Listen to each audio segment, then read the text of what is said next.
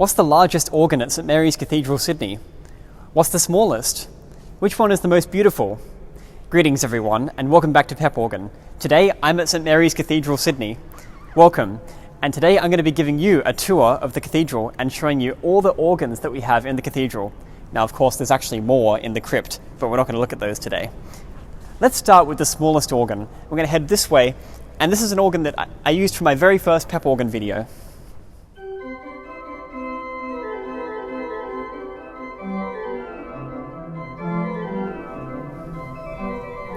Well, here we are at the Clop Organ. It's actually the newest organ at St Mary's. It's from 2017. It's a nice little one with 3 stops, just an 8-foot stop, a 4-foot stop, and a 2-foot stop. Let's have a listen to what that sounds like.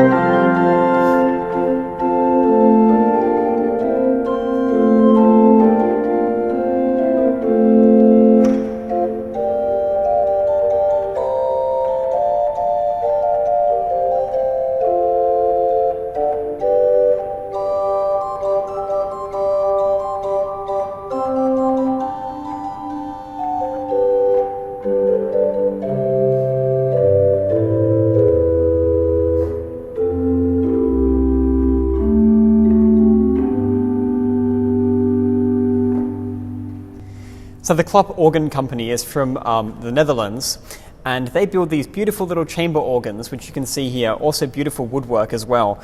Modern, but also a little bit classical. Look at the details down here, for example. Just beautiful.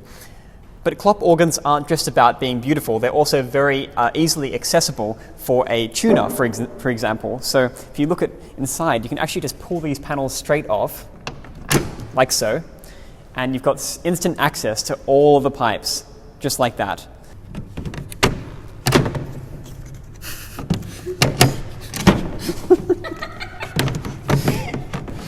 Oh my god, I totally forget how to close it.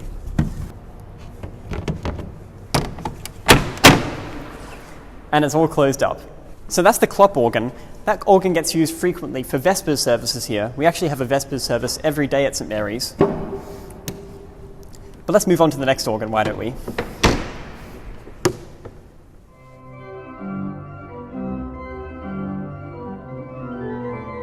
We're coming around to the very front of the cathedral now.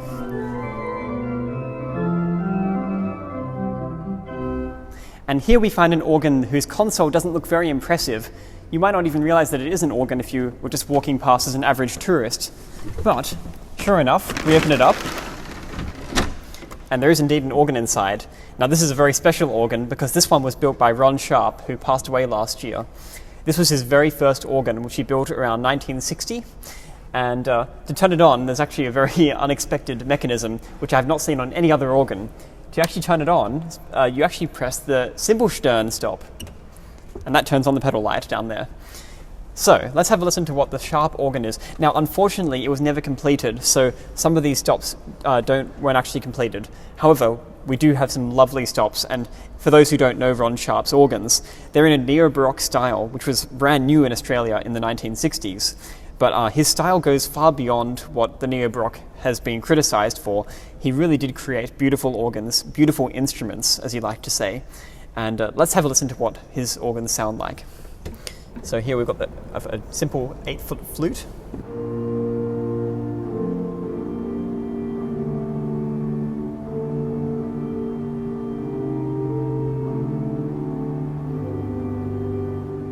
I'm going to couple the 8-foot flute here and have a listen to that with the 8 and 4 here, because we're missing a few notes at the moment.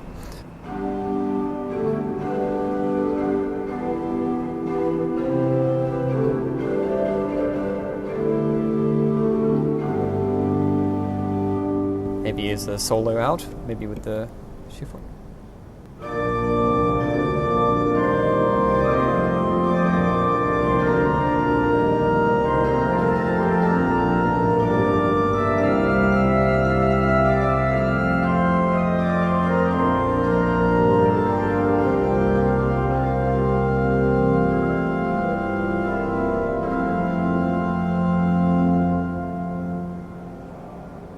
Now, Ron Sharp was well known for his mutation stops. For example, the Rauschpfeife here on the Great Manual. Have a listen to that and how that sounds.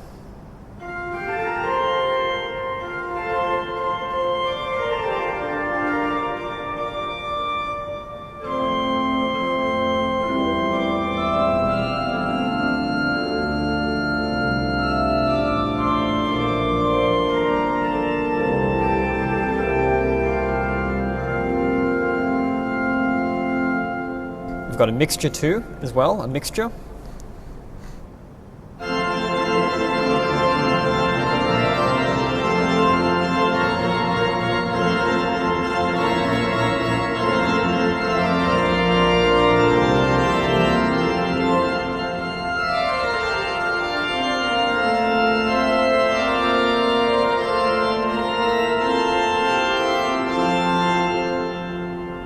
Of course, on sharp organs, you don't really need to play giant chords because the voice leading and everything can be perfectly heard. So just 3 voices is plenty to be heard with the mixtures or even just with the 8-foot.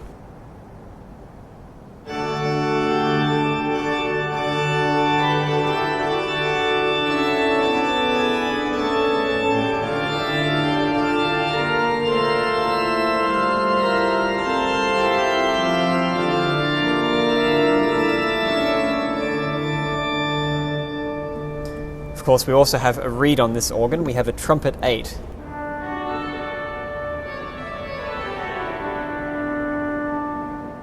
And how about a plano sound with the whole of the great?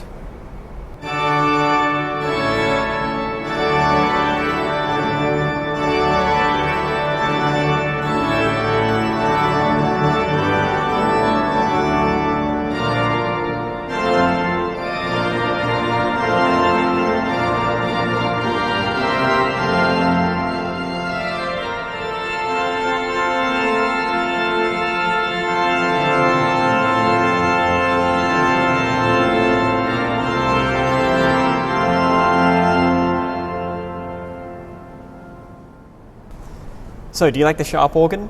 I think it's a really beautiful organ, and it was a shame that it wasn't completed, but it is limited in certain ways. As a neo-Baroque organ, it doesn't have a swell box. It's missing certain stops that we come to expect now, like celeste, strings, more variety of coupling options, things like that. But it does have some beautiful sounds, and I'm sure you agree that the sharp organ is definitely very special here at St Mary's Cathedral.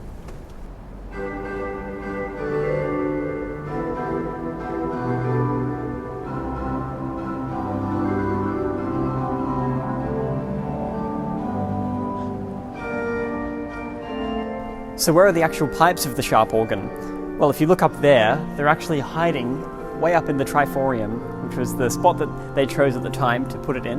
And you can see that it actually really makes quite a beautiful sound throughout the cathedral from up high. Now we're going to move on to the biggest organ at St Mary's, the Littorno.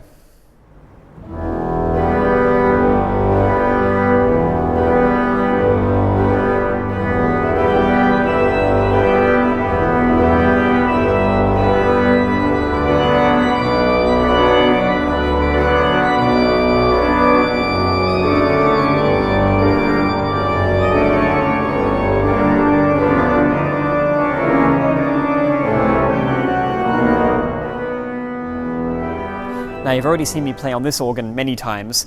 The pipe work is actually up there. The console, there are actually 2 consoles, in fact. The first is a movable console down on the floor, which is actually can be rolled around, and we play on that one all the time. Then the other one is the second console, which is actually hidden behind the positive division up where the pipe work is. And of course, that's all the pipe work. Unfortunately modern, but there was hopefully a chance one day to turn that into something more sympathetic to the architecture of this building. Now, something special about the bottom console is that it actually controls 2 organs in the cathedral. Not only does it control the Littorno up here, but it also has an antiphonal organ, the Whitehouse organ, which can be found way up the back. So let's have a listen to that from this console, and then we'll have a look at the Whitehouse organ. So here we are at the Littorno organ. It was built in 2000. Littorno is from Canada. They built it in a sort of French/English style, meant to be versatile, symphonic, combining the French layout, as you can see, of the stops, but with English elements as well. The great division is this one. The choir is here. However, you can change the great and choir manuals thanks to a very handy little stop here, which transfers great to transfer to the positive. Now, looking at the organ, we've got here the pedal division down here. So this side is all the Littorno. We've got the pedals here, couplers, choir, great, swell, and then some more couplers. Let's start with a bit of the choir division. So down here we've got a few 8-foots, solitional and stop diapason.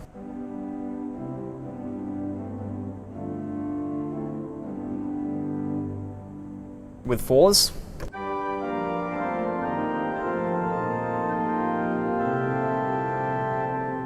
Two and Nazard as well.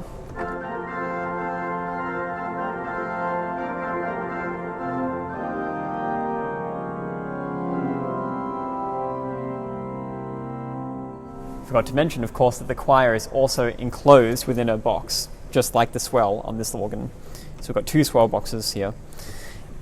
In addition to that, we've got tierce, so we can create a full cornet sound as needed.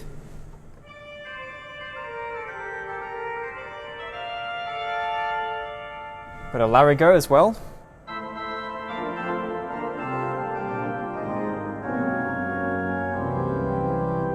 Of course, with that, we can create, with the larigot sound, we can create some rather interesting mutational sounds.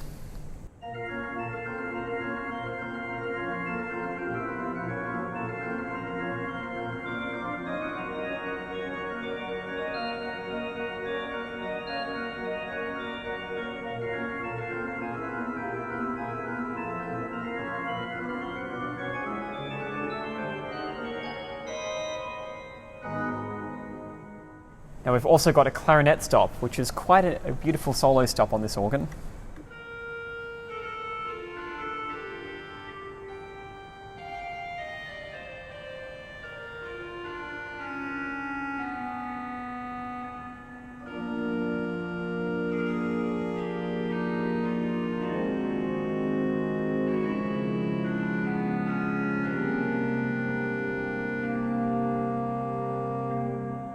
It's really useful to have an enclosure for the clarinet for exactly this reason, that it can be a beautiful solo stop. Moving to the great division, we've got a good banquet of 8-foot stops, so the softest of the violoncello. Soft enough for communion, for instance. 8-foot flutes, harmonic flute. Just filling out the sound of a cathedral style organ. A chimney flute for a bit more of a chiffy sound.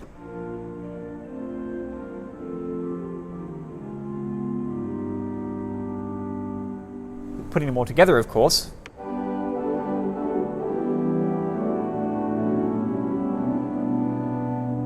So the open diapason on its own is quite strong.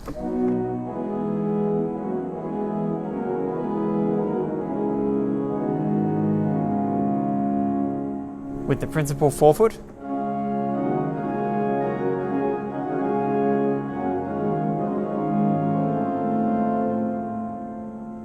And with 2-foot and the 12th.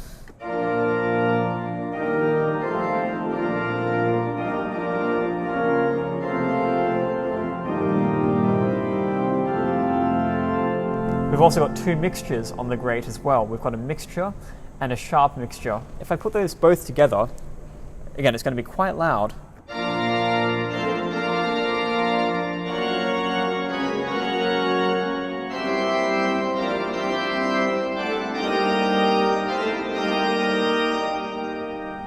And to top off and crown the great is a trumpet 8-foot, which really serves to bring out the beauty of the rest of the great and fill it out and give it that extra kick. Of course, we've also got a 16-foot flute, so putting that all together now.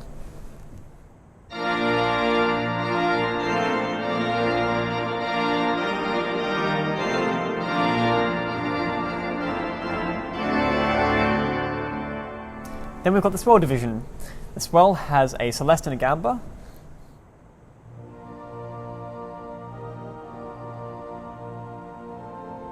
Which we can, there's no 4-foot version of that, but we can easily add the octave coupler.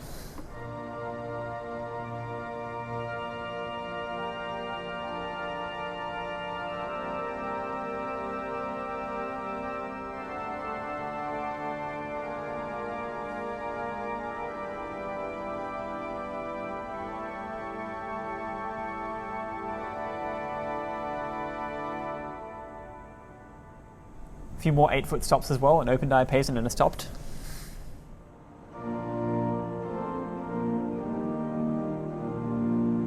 And again, the regular kind of 4s, 2s, some reeds, an oboe.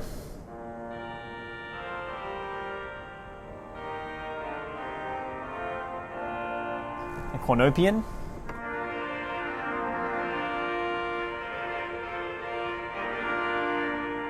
A double trumpet, 16. And a 4-foot clarion.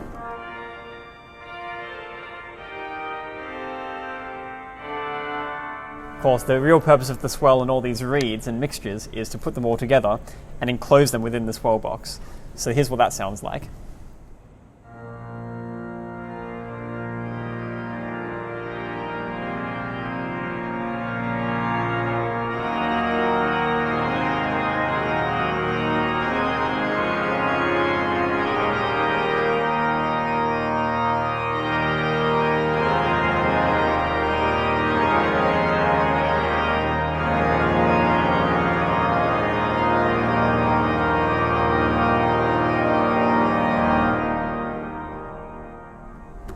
On their own, the swell manual or the grate could easily be a full organ in a small parish church. But of course we can put it all together and create a grand sound that is the Littorno organ at St Mary's Cathedral. And here's what it sounds like all together, with everything coupled together.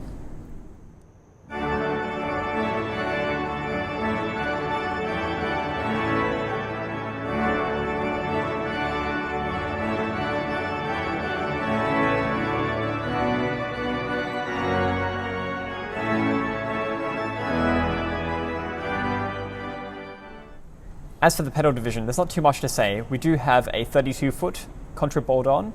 We have a strong 16-foot and a weaker 16-foot.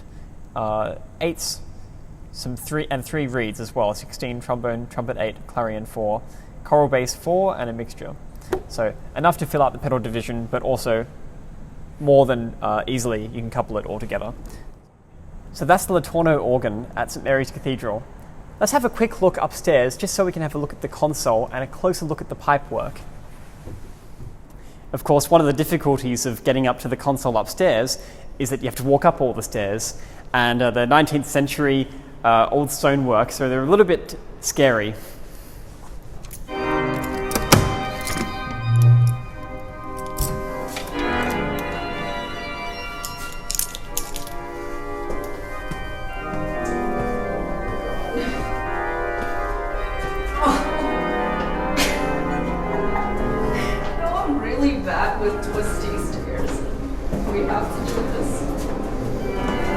And then we get to here, and there's actually some stairs going down again.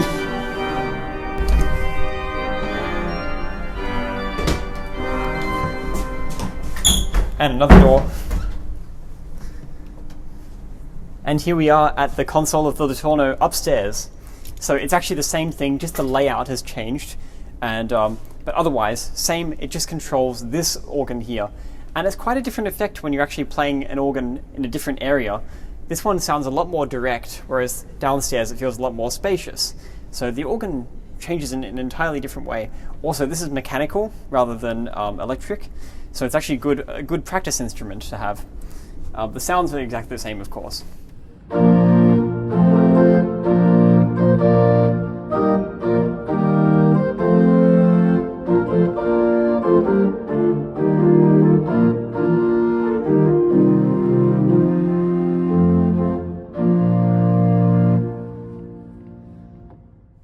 Of course, up here as well, we can get a really beautiful view of the cathedral. Have a look around. If you look directly down below, you'll see where the console is. In fact, you can go even higher up, and up even more stairs, but we're not going to do that today. We're going to go back down, and then we're going to go to look at the Whitehouse organ. So this is actually the oldest organ at St Mary's Cathedral. It wasn't actually here when the cathedral was built, however. In fact, this cathedral wasn't here originally. The first cathedral of St Mary's was burnt down in 1865. It actually had a Bevington organ, I believe. So anyway, this is the Whitehouse organ. Let's go up the stairs and have a look at it.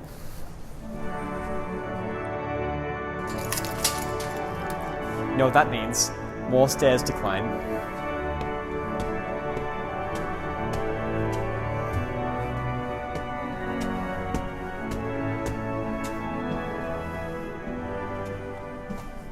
So here we are at the very back of the cathedral, and what a marvellous view we have of the cathedral and of the nave.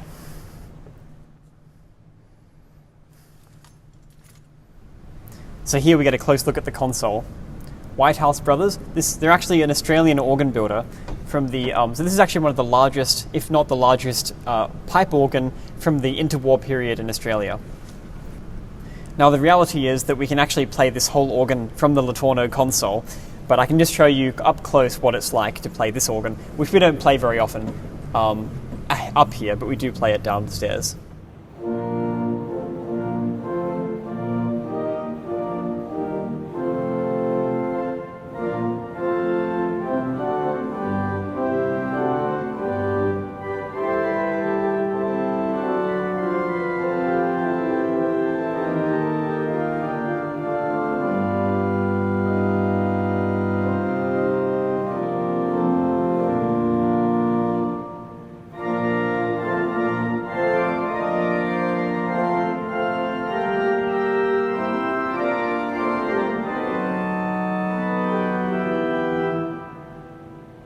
Even being this close, the Vox Angelica and Littorneau sound very, very distant.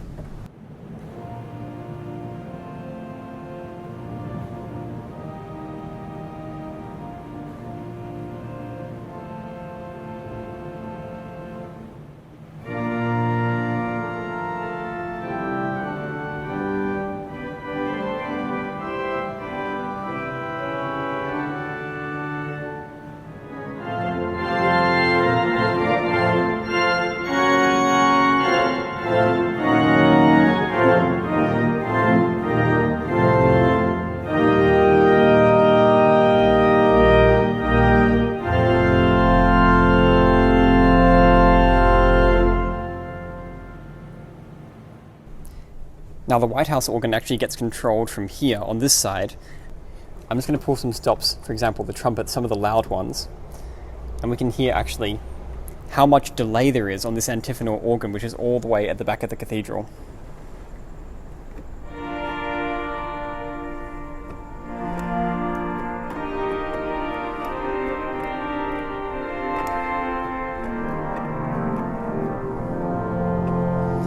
So not something that you can really play on its own, but with the whole ensemble together, with both sides of the organ, then we can create an effect, and it sounds really good for hymns and things like that.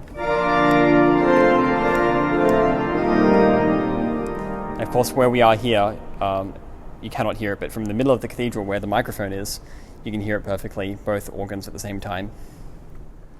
So, those are the organs at St Mary's Cathedral. I hope you've enjoyed this walking tour, upstairs, all around the building.